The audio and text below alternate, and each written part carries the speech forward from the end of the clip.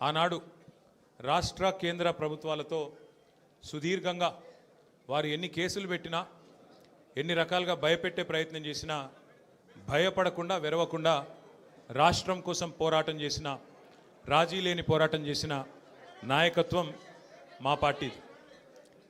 రాష్ట్రం వచ్చింది, ఆ తర్వాత ప్రజలు ఆశీర్వదిస్తే మా పార్టీ అధికారంలోకి వచ్చింది, ప్రభుత్వం వచ్చింది. కేసీఆర్ గారి ఆశీర్వాదంతో నాకు మంత్రి పదవిలో పనిచేసే అవకాశం కూడా వచ్చింది. 10 ఏళ్ళు కేసీఆర్ గారి నాయకత్వంలో అనుక్షణం తెలంగాణ రాష్ట్రం కోసం, తెలంగాణ రాష్ట్ర అభివృద్ధి కోసం వివిధ హోదాల్లో పరిశ్రమల శాఖ మంత్రిగా, టెక్నాలజీ రంగానికి మంత్రిగా, అట్లాగే మున్సిపల్ వ్యవహారాల మంత్రిగా అనుక్షణం ప్రజల కోసం పనిచేశాం తప్ప, రాష్ట్రం కోసం పనిచేశాం తప్ప ఎన్నడూ కూడా తప్పుడు పనులు పొరపాటున కూడా చేయలేదు. మా కేసీఆర్ గారు ఎప్పుడు ఒకటి చెప్తూ ఉంటారు, రాజకీయం అనేది గేమ్ కాదు, మనకు సంబంధించినంత వరకు మనం తెచ్చిన ఈ రాష్ట్రంలో మనకు ఒక టాస్క్ అని. అంతే నిబద్ధతతో 10 ఏళ్ళు చాలా సిన్సియర్గా రాష్ట్రం కోసం పనిచేశాం. అన్ని రకాలుగా మా నియోజకవర్గాలను ఎట్లా బాగు చేయాలి, మా జిల్లాలు ఎట్లా బాగు చేయాలి, మన పల్లెలు ఎట్లా బాగుండాలి, ఏ టాస్క్ మాకు మా నాయకుడు ఇస్తే, ప్రజలు ఇస్తే దాని నిబద్ధతతో తెలంగాణని గొప్పగా తీర్చిదిద్దేదానికి తాపత్రయపడుతూ అందరం కూడా సమిష్టిగా పనిచేసినాం. మేమెన్నడూ టైంపాస్ కార్యక్రమాలు చేయలేదు. ప్రత్యర్థుల కుటుంబాలను రాజకీయాల్లోకి లాగి, ప్రత్యర్థుల పిల్లల మీద బురద జల్లి, ప్రతిపక్షాల మీద కేసులు పెట్టి, ప్రతిపక్షాలను మరి కావాలని హరాస్మెంట్ చేసి ఆ టైప్లో టైంపాస్ పని చేయలేదు. మా నాయకుడు గొప్పతనం ఏంటంటే ఇవ్వని వాగ్దానాలను కూడా నెరవేర్చిన నాయకుడు కేసీఆర్ గారు. మేనిఫెస్టోలో చెప్పని హామీలను, మేనిఫెస్టోలో ఇవ్వని వాగ్దానాలను కూడా నెరవేర్చిన నాయకుడు కేసీఆర్ గారు. ఒక రైతు బంధు అయితేనేమి, ఒక కళ్యాణ లక్ష్మి అయితేనేమి, ఒక కేసీఆర్ కిట్ అయితేనేమి, ఇట్లా చెప్పుకుంటూ పోతే 1, 2 కాదు, ఎన్నో కార్యక్రమాలు మేము మేనిఫెస్టోలో చెప్పలేదు. కానీ చెప్పకపోయినా ప్రజాహితం కోసం మరి 10 ఏళ్ల పాటు మేము పనిచేసాం. ఇవాళ బాధ అనిపిస్తున్నది, ఎంక్వైరీలతో కాదు, ఎంక్వైరీలకు భయపడేటోడు ఎవడు లేడు, బాధపడేటోడు ఎవడు లేడు. కానీ ఇవాళ ఇంత కష్టపడి మరి కేసీఆర్ గారి నాయకత్వంలో ప్రజలు సాధించుకున్న ఈ రాష్ట్రంలోని పరిపాలన పిచ్చోడి చేతిలో రాయిలాగా మారిపోయింది. పరిపాలన మీద దృష్టి లేదు, పరిపాలన చేత కాదు, ప్రజలకిచ్చిన హామీలు నెరవేర్చే సత్తా లేదు. అసమర్థుడి జీవనయాత్రలాగా ఈ 2 ఏళ్ళు ఏదో నెట్టుకుంటూ టైంపాస్ చేసుకుంటూ వచ్చినారు. ఒక్కొక్క రోజు ఒక్కొక్క డ్రామా. కొన్ని రోజులు కాళేశ్వరం పేరిట డ్రామా, కొన్ని రోజులు గొర్రెల స్కామ్ అని డ్రామా, కొన్ని రోజులు ఫార్ములా ఈ పేరిట డ్రామా, మరికొన్ని రోజులు ఫోన్ ట్యాపింగ్ అని చెప్పి డ్రామా.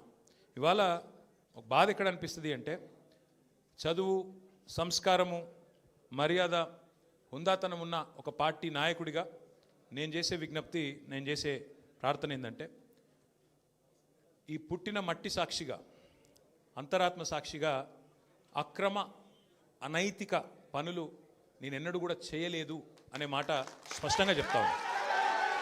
ఈ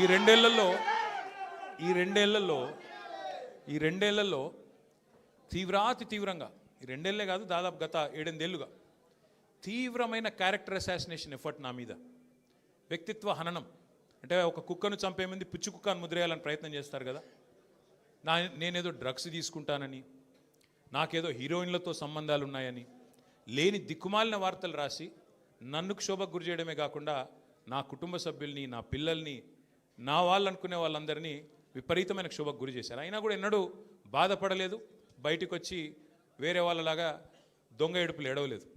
నేను నిబద్ధతతో పనిచేసిన నాయకుని కాబట్టి ఎవరికి భయపడకుండా 2 ఏళ్ళుగా తలవంచకుండా పోరాటం చేస్తూ ఉన్నాను. ఇవాళ నేను ఏదో టెలిఫోన్ ట్యాపింగ్లో ఏదో విచారణ క్రమాన్ని పిలిచారు, బరాబర్ పోతాం, పోయి అడుగుతా. ఏమడుగుతా? ఏం తప్పు చేసింది మా ప్రభుత్వం అని అడుగుతా, ఎక్కడ తప్పు జరిగింది అని అడుగుతా. ఇవాళ వారు సమాధానాలు చెప్పాలి నాకు. గత 2 ఏళ్ళుగా ఈ ఫోన్ ట్యాపింగ్ పేరిట ఒక డైలీ సీరియల్ మాదిరిగా, అంతులేని కథ మాదిరిగా లీకుల రూపంలో ఏదైతే మా వ్యక్తిత్వ హననం జరుగుతుందో దానికి బాధ్యులు ఎవరు అని అడుగుతా.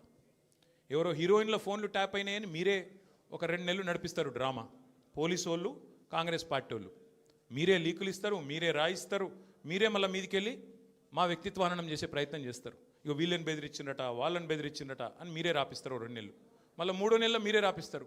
ఏ హీరోయిన్ల ఫోన్ ట్యాప్ కాలేదు, ఎవరిది కాలేదు, అంతా బోగస్, ఇన్ని రోజులు మేము చెప్పిందంతా తూచ్ అని చెప్పి మళ్ళీ మీరే రాయిస్తారు.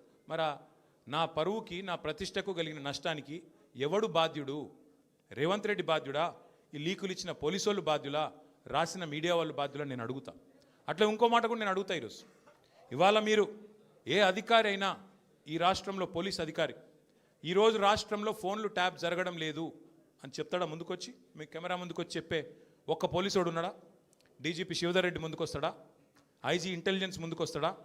కమిషనర్ సజ్జరాన్ ముందుకు వస్తాడా? వాళ్ళకి తెలుసు పోలీసు వాళ్ళకు. భారతదేశంలో స్వాతంత్రం వచ్చిన తర్వాత ఆనాటి నుంచి ఈనాటి వరకు నెహ్రూ గారి టైం నుంచి ఈరోజు మోడీ గారి టైం దాకా గూఢాచారి వ్యవస్థలు ఎప్పటికప్పుడు పనిచేస్తూనే ఉంటాయి. గూఢాచారి వ్యవస్థ ఎందుకు పనిచేస్తుంది? పోలీస్ నిఘా వ్యవస్థ ఎందుకు పనిచేస్తుంది? ఎవరన్నా ప్రభుత్వాలను అస్థిరపరిచే కుట్ర చేసినా, దేశంలో శాంతి భద్రతల సమస్య తలెత్తే విధంగా వ్యవహారం చేసినా, లా అండ్ ఆర్డర్ ఇష్యూ వచ్చే విధంగా ఏమైనా అపభ్రష్టపు పనులు చేసినా వాటిని నిరోధించడానికి డెఫినెట్గా పోలీస్ వ్యవస్థ తన పని తాను చేసుకుంటూ పోతుంది. 2015లో మన తెలంగాణ రాష్ట్రం ఏర్పడ్డ తొలినాళ్లలో మా ఎమ్మెల్యే గారిని ఒకరిని కొనడానికి ఒక దొంగ 50 లక్షల రూపాయల బ్యాగ్తో వచ్చి దొరికిండు. దొరికిన తర్వాత ఆ దొంగ మీద ఏమైనా నిఘా పెట్టిండ్రేమో పోలీసులు. మాకేం తెలుసు? మాకేం సంబంధం? పోలీసులు దొంగలు, వాళ్ళకు సంబంధం ఉంటుంది. మాకేం సంబంధం మధ్యలో రాజకీయ నాయకత్వానికి? ఇవాళ వాస్తవం ఏంది? 2015లో ఏ దొంగనైతే దొరికిండో 50 లక్షల రూపాయలతో అడ్డంగా రాష్ట్రం మొత్తం చూస్తుండగా ఆ దొంగ ముఖ్యమంత్రి అయి కూర్చున్నాడు. ఆ దొంగకి ఏమనిపిస్తున్నది? మిగతా వాళ్ళు కూడా నా లెక్కనే రాజకీయ నాయకులందరూ దొంగ పనులు చేస్తారు, మిగతా వాళ్ళు కూడా నాలాగనే బురద అంటియాలి, వాళ్ళను బదనాం చేయాలి. అందుకే ఏం చేస్తున్నాడు? విచారణ పేరిట ఆదేశాలు జారీ చేస్తూ ఉన్నాడు. ఒక 3 రోజుల కిందట హరీష్ రావు గారు ఒక ప్రెస్ మీట్ పెట్టినారు తెలంగాణ భవన్లో. ఏమని మాట్లాడినారు? సింగరేణి కాలరీస్ ఏదైతే ఉన్నదో అక్కడ 1000 కోట్ల బొగ్గు కుంభకోణం జరిగింది. దానిలో ప్రధాన ముద్దాయి రేవంత్ రెడ్డి గారి బావమరిది సృజన్ రెడ్డి. ఆయన కింగ్ పిన్గా ఉంటూ ఈ అక్కర లేని సైట్ విజిట్ సర్టిఫికేషన్ భారతదేశంలో ఎక్కడ ఏ కోల్డ్ ఫీల్డ్లో లేదు. అదొక కండిషన్ పెట్టి, ఒక నిబంధన పెట్టి కాంట్రాక్టర్లను రింగు చేసి బెదిరించి ఫోన్ ద్వారా నేరుగా మాట్లాడి, నేను ముఖ్యమంత్రి బావమరిదిని మాట్లాడుతున్నా, మీరు టెండర్ వేయొద్దు, మీరు వేస్తా అని చెప్తే నేను సర్టిఫికేట్ ఇయనియా సింగరేణి నుంచి అని బెదిరిస్తున్నాడు.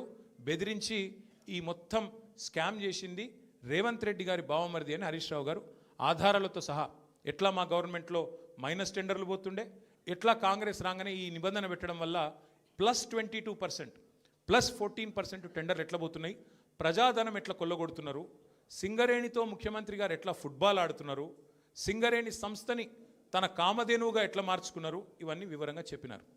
ఉదయం చెప్పంగానే సాయంత్రం వరకు మేము ఎదురు చూస్తూ ఉన్నాం. ఎవరన్నా ఒక మంత్రి, ఎవరన్నా ఒక బాధ్యుడు స్పందిస్తాడేమో. పోనీ కేంద్ర బొగ్గు శాఖ మంత్రి మన రాష్ట్రం నుంచే ఉన్నాడు కిషన్ రెడ్డి గారు, వారి ప్రభుత్వానికి కూడా సింగరేణిలో 49% వాటా ఉంది. కనీసం ఆయనన్నా, మరి కేంద్ర బొగ్గు మంత్రి కాబట్టి ఆయనన్నా స్పందిస్తాడేమో, ఈ దొంగలను పట్టుకుంటాడేమో. మోడీ గారు ఊకుకి అంటుంటారు కాంగ్రెస్ అంటేనే స్కామ్ గ్రేస్ అని, మరి మోడీ గారి ప్రభుత్వం ఏమైనా స్పందిస్తుందేమో అని చూసినాం. కానీ సాయంత్రం వరకు ఏం చేస్తారు? హరీష్ రావు గారికి సిట్ నోటీస్. అది అయిపోయింది, అదో డ్రామా ఒక రోజంతా నడిపిండ్రు. హరీష్ రావు గారు లోపల పోయినరు, ఉల్టా క్వశ్చన్లు వాళ్ళనే అడిగిండు, వాళ్ళకి ఏం చెప్పాలన్నా తెలియలేదు, నీళ్ళు నమిలిండ్రు, అయిపోయింది. ఇప్పుడు మళ్ళా ఇక డైలీ సీరియల్, అదే సీరియల్ ఉంటుంది కార్తీక దీపం అని, అది మనసు మమత, ఆ టైప్లో మళ్ళీ ఈరోజు నాకు, రేపు ఎల్లుండి ఇంకొకరికి. ఇది ఒక టైంపాస్ ప్రోగ్రాం తప్ప ఇలా అయ్యేది ఏమీ లేదు, వచ్చేది ఏమీ లేదు. మా సోదరులు వాలంటరీ రిటైర్మెంట్ తీసుకున్న additional director general of police RS Praveen గారు మిగతా విషయాలు మీకు అన్నీ చెప్తారు, నేను ఎక్కువ చెప్పా. ఎందుకంటే వారు ఇటున్నారు, వారు అన్ని విషయాలు వారు వివరంగా చెప్తారు. ఎందుకంటే వారు గతంలో ఐపీఎస్ ఆఫీసర్గా పనిచేసినారు, వారి తర్వాత ప్రెస్ మీట్ పెట్టి అన్నీ చెప్తారు. కానీ ఒకటి మాత్రం వాస్తవం, ఇవాళ రేవంత్ రెడ్డి గారు ఆయన దొంగ కాబట్టి, అడ్డంగా దొరికిన దొంగ కాబట్టి, ఇంకా దొంగ పనులు చేస్తూనే ఉన్నాడు కాబట్టి, అదేదో సినిమాలో బ్రహ్మానందం గారు దొంగ ఉంటాడు, ఉరికురికే దొరికిపోతుంటాడు. అట్లాగే ఈయన కూడా, ఈయన స్పెషాలిటీ ఏంటంటే ఉరికురికే దొరికిపోతాడు. ఉత్తగానే సింగరేణిలో దొరుకుతాడు, మూసీలో దొరుకుతాడు, హైడ్రాలో దొరుకుతాడు, ఎక్కడ పడితే అక్కడ దొరికిపోతాడు. హిల్ట్ కుంభకోణంలో దొరుకుతాడు, లగచర్లలో దొరికిపోతాడు. దొంగ ఫాస్ట్గా దొరికిపోవడం రేవంత్ రెడ్డి గారి స్పెషాలిటీ. ఇంకా విచిత్రం ఏంటంటే ఇవాళ ఒక దొంగ లేడు ఈ రాష్ట్రంలో, దండుపాలెం ముఠా ఉంది ఈరోజు. క్యాబినెట్ ఎవరిది వాళ్ళు అందిన కాడికి దోచుకోనే స్కీమ్లో భాగంగా ఈరోజు వాళ్ళు దోచుకుంటా ఉన్నారు. ఆ దోపిడీని మేము బయట పెడుతుంటే వాళ్ళకి ఎక్కడ లేని మంట వస్తున్నది మా మీద. మాకేం ఫరక్ పడది. మీకు తెలియదు కానీ మీడియా వాళ్ళు మీరు కూడా మాకు తెలియకుండానే సాయం చేస్తున్నారు. మీరేమనుకుంటారంటే ముఖ్యమంత్రి చెప్పిండు మేము ఇట్లా కేసు నోటీసులు వచ్చినాయి, మరి వీళ్ళని ఏదో విచారిస్తున్నారు అని చెప్పి లోపల బొంగనే మేము బొంగనే ప్లేట్ బ్రేకింగ్లు పెట్టి గుచ్చి అడుగుతుండ్రు అని మీరు పెడతారు. మాకేం బాధ లేదు, ఎందుకంటే 100 కోట్ల పబ్లిసిటీ మీరు ఫ్రీగా మాకు ఇస్తున్నారు. మాకేం బాధ లేదు. తప్పు చేసినోడు భయపడతాడు, తప్పు చేయనోళ్ళు ఎవరికి భయపడాడు. రేవంత్ రెడ్డి కాదు, వాని జేజమ్మకు కూడా భయపడే సమస్య లేదు. ముమ్మాటికి ఒకటి మాత్రం పక్కా, ఈ కేసు ఇంతటితో మేము వదిలిపెట్టాం. నా క్యారెక్టర్ అసాసినేషన్కి బాధ్యులైన రేవంత్ రెడ్డిని ఆయన తొత్తులుగా పనిచేస్తున్న పోలీసులు కొంతమంది, అందరినీ కాదు, కొంతమంది పోలీసులు ఎవరైతే ఉన్నారో ఆయన తొత్తులుగా, ఆయన అడుగులకు మడుగులతో పనిచేస్తున్నారో వాళ్ళని నేను కూడా వదిలిపెట్టను. ఎందుకు వదిలిపెట్టను? ఎందుకంటే నా వ్యక్తిత్వం హననం చేస్తూ ఉన్నారు. లేని లింకులు అంటగట్టి, లేని రంకులు అంటగట్టి, నాకు ఇష్టం ఉన్నట్టు ఎవరెవరో యాక్టర్లకు లింకులు పెట్టి చిల్లర రాజకీయం ఏదైతే చేస్తున్నారో ఈ విషయంలో నేను మాత్రం వదిలిపెట్టను. మీరేదో ఇవాళ ముఖ్యమంత్రి హార్వర్డ్కి పోయిండు, ఆడ వచ్చిరాని ఇంగ్లీష్లో ఏం నేర్చుకుంటుండో ఏం తెచ్చిండో కానీ ఆయన వచ్చే వరకు టైంపాస్ చేద్దాము అని చెప్పి మీరు డ్రామా చేస్తున్నారు. మాకు తెలుసు, ధారావాహికలాగా నడుపుతా ఉన్నారు. మాకేం ఇబ్బంది లేదు. మీరు ఎన్నిసార్లు పిలిచినా వస్తాం, ఎందుకంటే చట్టాన్ని గౌరవించే పౌరులం. తప్పకుండా వస్తాం. మేము తప్పు చేయలేదన్న మాటనే చెప్తాము. మీరు ఎన్ని రకాల డైవర్షన్ గేమ్లు ఆడినా మేము మాత్రం అర్జునుడి కన్ను ఎట్లయితే ఆనాడు తన గురి మీదనే ఉండనో అట్లే మా గురి మొత్తం కూడా ఈ ప్రభుత్వ అసమర్థత మీద, మీ అవినీతి మీద, మీరు ప్రజలకిచ్చి ఎగ్గొడుతున్న హామీల మీద, యనుమల రేవంత్ రెడ్డి ఎగవేతల రేవంత్ రెడ్డికి ఎట్లా మారిపోయిండో అన్న దాని మీద 420 హామీలు ఇచ్చి ఇప్పటివరకు 4 హామీలు కూడా నెరవేర్చకుండా ఎట్లా ఈ లుచ్చా పనులు చేస్తున్నాడో వీటిని ఎండగడుతూనే ఉంటాం. 100% వదిలిపెట్టకుండా ప్రాణం పోయేదాకా పోరాడుతూనే ఉంటాం. ఎవరికి భయపడకుండా, ఎవరికి తలవంచకుండా నిఖార్సైన తెలంగాణ బిడ్డలుగా, కేసీఆర్ గారి సైనికులుగా, కేసీఆర్ గారిని తిరిగి ముఖ్యమంత్రి చేసేదాకా మేమందరం కలిసికట్టుగా పనిచేస్తూ ఉంటామని చెప్పి తెలియజేస్తూ మీ అందరికీ కూడా సంఘీభావం చెప్పడానికి వచ్చిన ప్రతి ఒక్కరికి మళ్ళొకసారి ధన్యవాదాలు తెలియజేస్తూ, మిగతా విషయాలు వాళ్ళు నన్నేం అడిగినరు, నేను వాళ్ళనేం అడిగినా అవన్నీ సాయంత్రం మిగతా విషయాలు మాట్లాడుకుందాం. Thank you.